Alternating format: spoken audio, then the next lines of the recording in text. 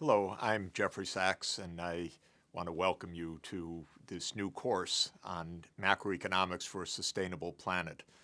I'm really thrilled to be doing this class, and especially to be giving this class together with my longtime friend and colleague, Professor Felipe Larraín, who has the added distinction of having been one of Chile's absolutely phenomenal finance ministers. So he's going to be telling you a lot about macroeconomics as it really is. This is a course that is designed to help you understand a wonderful subject. I can still remember my first days as an undergraduate learning about macroeconomics, the idea that you could study an entire economy and you could get a big picture of the United States or of China or of Chile or of any other national economy and talk about it at that scale. And I love that idea because macroeconomics also is a toolkit. It can help to keep economies well functioning. It can help to keep national economies stable in the face of shocks. It can help to promote long-term economic development. And these days we have to make sure that it promotes sustainable development. That is, economic development that is also fair and environmentally sustainable. I want to talk about the key concepts of viewing a national economy in a macroeconomic perspective. And let me make a quick analogy. Macroeconomics is to the study of economics a bit like public health might be to the study of human health. You have medical doctors who are treating and saving the lives of individuals. Those would be in the economic side equivalent to microeconomists involved with particular sectors of the economy or particular businesses.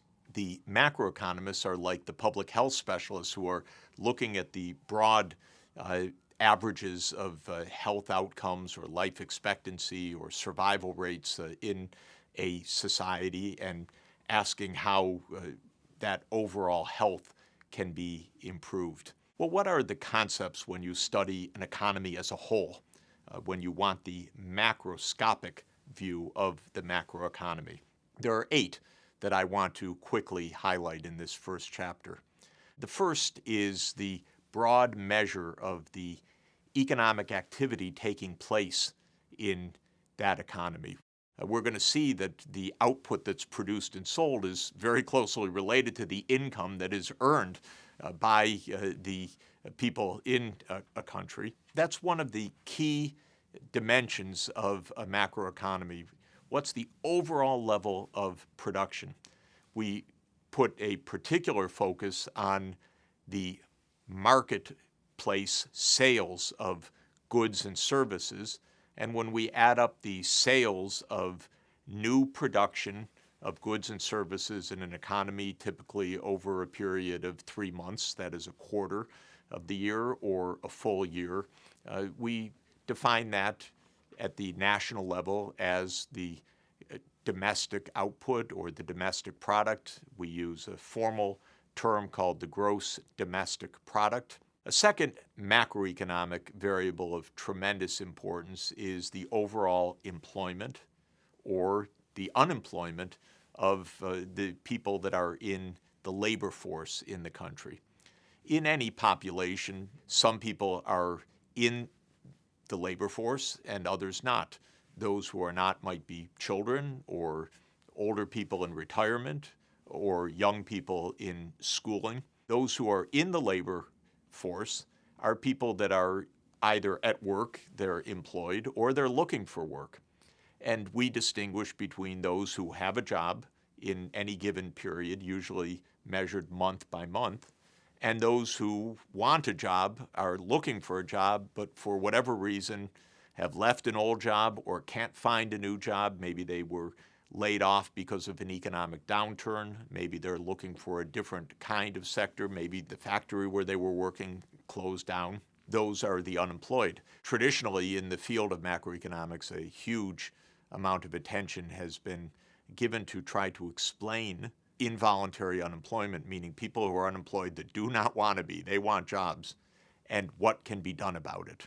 A third point of great interest of macroeconomics is the long-term development of the economy. Is output or is income rising over time, especially when measured per person? So is the amount of output available per American increasing over time? Does that mean that living standards in the United States are rising? And of course, the same question is asked in every one of the 193 countries in the United Nations. Are income, are the living standards of the people improving over time, or are they worsening? So that's the subject of long-term growth that we'll be studying. A fourth area of interest is what's happening to the prices in the economy. And this is a little bit tricky because when I say the prices in the United States, there are millions of prices of millions of different products. So we try to get an average, an overall index. It's sometimes called the Consumer Price Index.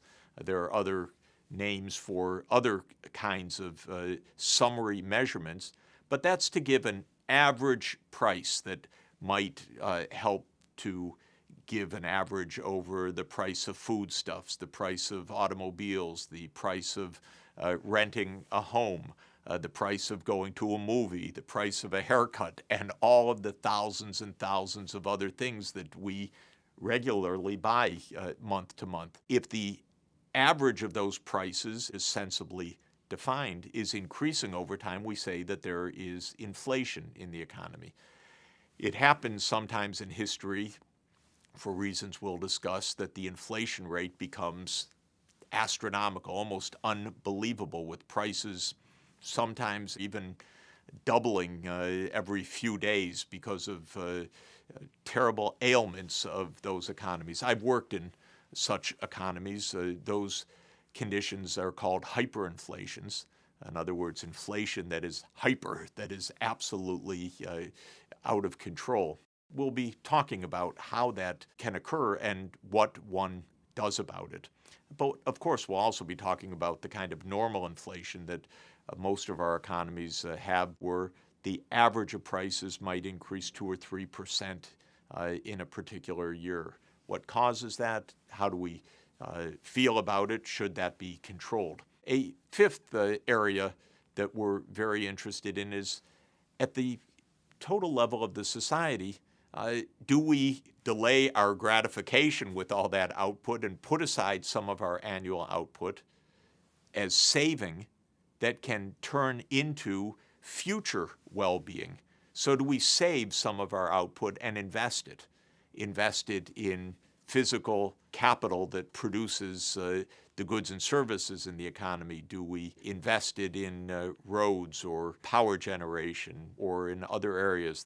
Do we invest it in buying up shares of companies, perhaps foreign companies? But the question fundamentally is, in any given period, we have a certain amount of income. We could spend all of that income on current consumption, or we may save part of it to invest in future income. And that question of saving and investment is a big topic of macroeconomics. The sixth category of macroeconomic perspective is capital, or capital stock. Remember, Karl Marx wrote Das Kapital, the study of the economy, which he focused on capital. We call our economic system capitalism in most of the world now, meaning that the capital of the economy is largely owned by private owners. For an economist, and especially a macroeconomist, capital means an asset that produces output. It can be a factory, it can be a vehicle, it can be the interstate highway system, what we call the infrastructure of the economy.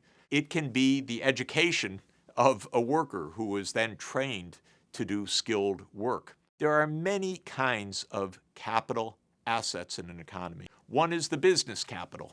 That is the structures, the factories, the machinery, the computer codes, and so forth that go into the production of private businesses. A second is the infrastructure, typically what's owned by the the highway system, the power grids, the dams, the levees, and so forth that are the base for the production by private businesses. A third kind of capital is human capital.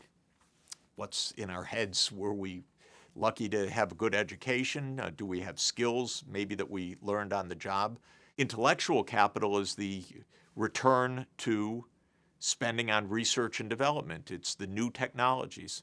It's the ownership of patents, which reflect new inventions that can be used to raise the output or introduce new kinds of goods and services in the economy. A fifth kind of capital is natural capital. Nature provides, of course, life-giving, life-saving services for all of us. The natural capital is under threat. We're not accumulating it now, we're wrecking it. That's a big challenge for sustainability of the economy. A sixth kind of capital is sometimes called social capital, and it is the trust of people in each other and in the government, because in a country or a society without trust, it's very hard to work together to make good business. It's very hard to have government work properly. When societies lose the trust, they can even fall into civil war, and the economies also collapse as a result. A seventh category that macroeconomists are very interested in is debt. When an individual or a company or a government owes money on a contractual basis to others. Why do we care about debt? Because first, it's not often so pleasant to repay. And even more dramatically, sometimes it becomes impossible to repay, and the individual or the company goes into bankruptcy. And when a government can't repay its debts, there's generally a political calamity that surrounds that. We're going to be talking about such debt crises during the course. And the eighth and last macroeconomic category that I want to emphasize is inequality. We talk about the average income per person, but we know society is not just a matter of averages. Society has super rich billionaires, and it has impoverished, desperate, indigent, hungry people. It's not good enough to know that on average everybody's fine. We also want to know about the distribution of income and the distribution of wealth within the society. So we're going to be looking at measures of inequality and asking the question, how does inequality affect the functioning of society and the well-being in the society? These are the broad concepts. In the next chapter, I'm going to talk about why these concepts are important. Why, once you start to look at measures like the gross domestic product or its growth over time or the inflation rate or the level of debt, you say, wow, that's really important for me to understand whether people are living well or whether they are facing a real economic crisis in their economy.